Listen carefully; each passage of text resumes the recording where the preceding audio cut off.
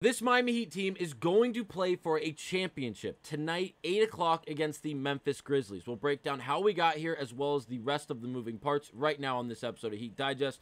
So let's get to it and break down how the Miami Heat are off to the championship. Now, pump the brakes. It's not the NBA championship. As we all know, the Boston Celtics did just win it, unfortunately. But again, now we're in the dog days of summer. We've done the draft. We're now trying to build the best roster possible going into next season. And these first and second year players are showcasing their talent as really to the best of their abilities against other first and second year players around the league who are all fighting for really a roster spot, an ability to get on a two-way contract or even find some minutes for an NBA team on the big stage. And now the Miami Heat have made it to the NBA Summer League Championship after beating the Golden State Warriors Summer League team 102-99 in the semifinals last night, Sunday, July 21st. And again, we played very well. Obviously, it was a close game. We won the first quarter. The next two we did lose as the Golden State Warriors were playing pretty well. They won the second and third quarter and then leave it to the fourth for the Miami Heat and Joshua Christopher leading the way to end up taking the lead and winning the ball game.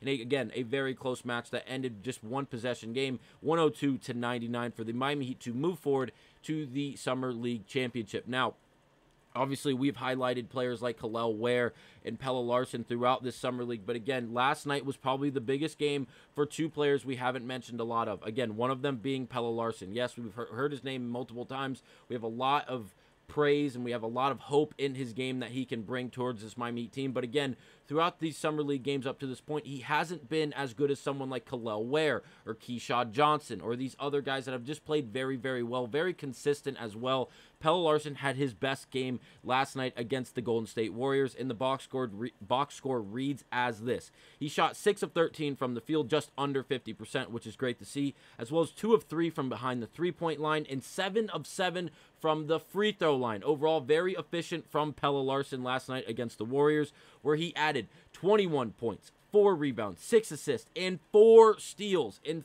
30 minutes of playing time in a fantastic game. By far and away the best game for Pelle Larsson up to this point in the Summer League. And again, this really just ends on a hot note. As we go into a game tonight, I feel like Pelle Larsson will be able to pick up right where he left off, and he'll lead the way for this Miami Heat team. But again, he arguably wasn't even the best player for this Miami Heat squad last night. I will say Colt Swider could not throw a rock in the ocean if he was standing on the beach down in South Beach. Unfortunately, he had an off shooting night, which is not like him. We've seen him fill it up in the Summer League, especially just over the last few games, especially from the three-point line. That was not the case last night. 0 for 6 from the field, 0 of 5 from the three-point line. Overall, not his best game. Ended with 4 points because of the free throws. Did get the job done, but again, not his greatest performance. For the rest of the team, Kellman Ware did what he normally does. Extremely efficient and extremely effective. 8 of 15 from the field. 1 of 2 from behind the three-point line, added 18 points, 5 rebounds, no steals, no blocks, no assists, which is, I think, the first time all summer because he usually has 1 to 2 steals a game with 2 to 4 blocks a game. He has been a defensive, just a masterclass game after game from Kellman Ware. Unfortunately, that was not the case last night against the Warriors. But again, his defensive presence was still very noticed and very effective due to the fact that he's still able to alter shots without actually blocking the shot. And then for the two biggest names of the night, Joshua Christopher. Obviously, we've seen his name before. He's been in the league for now, 1 or 2 years. He's been a very, very good player. And last night, he showcased his talent once again, his athletic ability, his ability to really just flat out score the basketball. 7 of 15 from the field, 2 of 7 from behind the three-point line. Not the greatest percentage, but again, 7 of 7 from the free throw line, just like Pelle Larsson's, getting to the line 7 times, making all 7 of them. As a guard, that is what we love to see. And for the rest of the box score, 23 points, 2 rebounds, no assists, no steals, no blocks. But again, he closed out the game in the fourth quarter. I have his shot chart from just the fourth quarter alone. He went 5 of 9 from the field. It was a dominant effort from Josh Christopher, and we needed it as we were down in the late to middle stages of this game, and we needed some help. We needed some offensive power to really get us over the hump, to push the needle, and Josh Christopher was absolutely that man, and he was a bad man, making a fall-away jump shot after getting fouled, falling. It was a D. Wade-esque shot as he was cutting across the lane with the dribble, and then falling away from the basket, getting fouled, not having a spot to land, landing on his butt, landing on his back then, and being able to knock down the shot, go to the free throw line, obviously making it, as he did go 7 of 7 from the free throw line last night. And then finally, the biggest name of the night, because we haven't given him any of the shine he's deserved all summer league long, and I will take full credit for that. I apologize. Isaiah Stevens. This kid is a problem, and he might just flat out make the NBA roster for the opening day. I'm not saying he's going to be our starting guard, but he could be a second, third, or fourth string point guard for this Miami Heat team for years to come. And it's not because he can score the basketball whenever he wants. Yes, he did shoot 7 of 8 from the field, 1 of 2 from behind the three-point line, and one of them, the one he did make, was Steph Curry-esque range. It was like 35 feet. He caught it, saw no one within the three-point line of him, and he just pulled it. It was nothing but net. A beautiful shot from way downtown. And again, he didn't get to the free throw line, but still effective in his basketball play. Ended with 15 points, 3 rebounds, 7 assists, and 1 steal with 1 block. He did have 3 turnovers, which isn't great, but again, his assist-to-turnover ratio all summer league long has been phenomenal, and he's played in overall just a great brand of basketball for this Miami Heat squad for the NBA Summer League. And again, he plays such a great brand of basketball in the sense that he has an ability to pick you up from 75 feet and cover you the entire length of the floor, as well as just having a great mind for basketball, being able to adjust, being able to move around the court, being able to come help side and help out defenders, whether it be in the paint or on the elbow or on the mid-range game. He has such a great IQ for the game, and it really does highlight and showcase, especially in this game against the Golden State Warriors. I do have about a 30-second highlight tape of his from this game I'm going to play, so I'm going to play it now. Let me know what you guys think about this game. Rowe missed the 3. Here's Stevens. Again, Ware rolling. This time, 2-year deal. Haywood Highsmith, who the Heat like. 2-year deal, and they're hoping Khalil Ware can be impactful as a rookie, as Larson. If he can shoot the ball like this, you can see heavy minutes in the Warriors organization. He's got 12 points so far, 5 of 8 from the floor, 3 assists, and 13 minutes play. Ware in the paint, gets the push.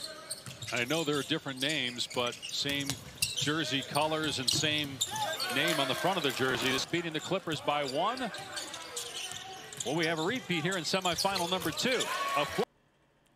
Regardless of only being 6 foot flat, and yes, he is only 6 foot flat. Google it, look it up. He's 6 foot, 6'1" in shoes.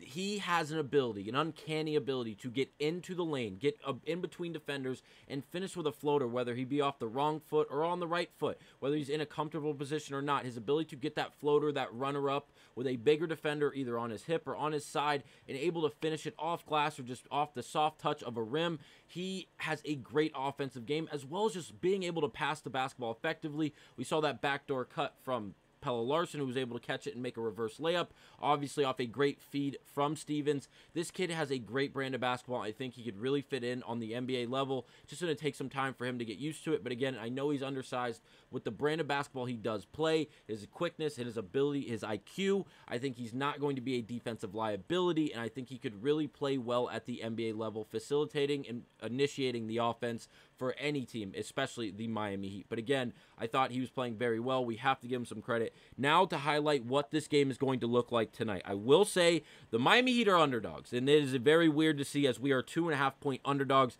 as well as plus 120 going into the game to win it outright. Again, I think it's a bit crazy, as both teams are 5-0. We cannot argue that. The Grizzlies have been playing well, but this Miami Heat team is so physical, and they play a great brand of basketball. If Keyshawn Johnson plays, Pelle Larsson plays like he did last night, and Khalil Ware simply just does what he's been doing all summer league long, we should be summer league champions without a doubt. I am riding with the Miami Heat tonight. I think that with Khalil Ware, we are going to give this team some problems. I know Scottie Pippen Jr. has been playing out of his mind. He is coming off a 20-point triple-double. I think he had 23, 10, and 10 in his last game played.